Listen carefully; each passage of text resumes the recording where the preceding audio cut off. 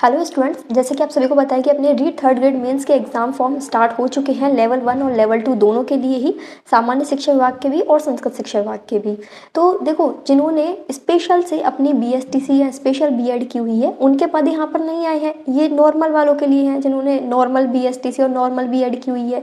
फिर भी स्टूडेंट्स ये सवाल पूछते हैं कमेंट में कि हमारा स्पेशल बीएड है, स्पेशल बीएसटीसी है, तो क्या हम इसमें फॉर्म भर सकते हैं क्या। देखो, पहली चीज़, आपके लिए ये वैकेंसी नहीं है, ये नॉर्मल वाले जिन्होंने जनरल बीएसटीसी जनरल बीएड किया है उनके लिए है। स्पेशल वालों के लिए वैकेंसी 2026 में आएगी, अलग से वैकेंसी आएगी स्पेशल वालों के लिए। अभी जो ये जो फॉर्म भरने में आ रहे हैं इसमें स्पेशल वाले एलिजिबल नहीं है। लेकिन फिर भी एक कमेंट आया था कि मैंने अपने स्पेशल बीएड की हुई है और मैंने अपना जो रीट मेंस का फॉर्म है वो भर दिया, फॉर्म भरने में कहीं भी कोई दिक्कत नहीं आई, तो फिर यानी मैं इसके लिए एलिजिबल हूँ क्या।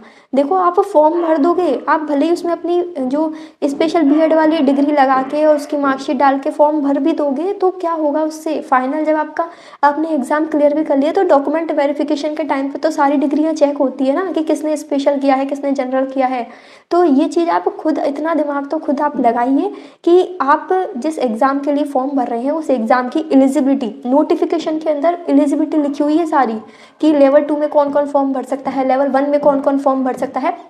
उस शैक्षणिक योग्यता को आप पढ़िए और उसके अकॉर्डिंग ही फॉर्म भरिए। आप यदि ऐसे अपना स्पेशल बीएसटीसी का डिग्री के फॉर्म आप यदि इसमें लगाएंगे तो वो आपका बाद में रिजेक्ट हो जाएगा, शायद आप एग्जाम भी दे लें तो आपका बाद में कैंसिल हो जाएगा। इसी तरह कुछ स्टूडेंट्स जो अपने बीएड फाइनल ईयर में है, 4 ईयर के अंदर, फाइनल ईयर के अंदर है, तो वो स्टूडेंट्स पूछ रहे थे कि क्या हम इसके अंदर एग्जाम दे पाएंगे, मेंस वाला एग्जाम। तो देखो, अभी आप अपने 4th ईयर के अंदर आए हो, यानी आपकी जो डिग्री कंप्लीट होगी वो 2026 में कंप्लीट होगी, जनवरी के एग्जाम के बाद। और जबकि नोटिस में ये चीज़ साफ साफ लिखी हुई है कि जिनका जनवरी एग्जाम तक डिग्री कंप्लीट हो जाएगा, जिनका एलिजिबिलिटी क्राइटेरिया कंप्लीट हो जाएगा, केवल वही इस एग्ज़ाम के लिए एलिजिबल होंगे। तो जो अपने 4th ईयर के अंदर हैं वो बजाय इस एग्ज़ाम में अपना टाइम वेस्ट करने के, यदि नेक्स्ट जो 2026 में सेकंड ग्रेड का एग्ज़ाम आ रहा है उस पर फोकस करें तो वो आपके लिए बेटर रहेगा। क्योंकि यदि आपने अपेयरिंग से इस एग्ज़ाम का फॉर्म भर भी दिया तो आपके जो BA BEd BSc BEd 4th year वाले हैं उनकी डिग्री तो आपको जनवरी के एग्ज़ाम के बाद ही मिलेगी, उससे पहले तो आपकी डिग्री कंप्लीट हो नहीं रही है, तो आप वैसे ही इस एग्ज़ाम से बाहर हो जाओगे क्लियर करने के बाद भी।